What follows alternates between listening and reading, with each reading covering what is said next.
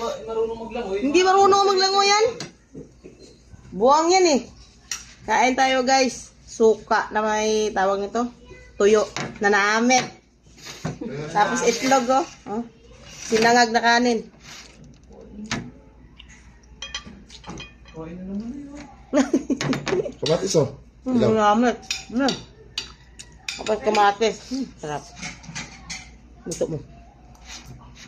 Diet ako. Natuluan na ako. Napuluan ng ano. Eh, may sinilit na si Sayan. Kain guys.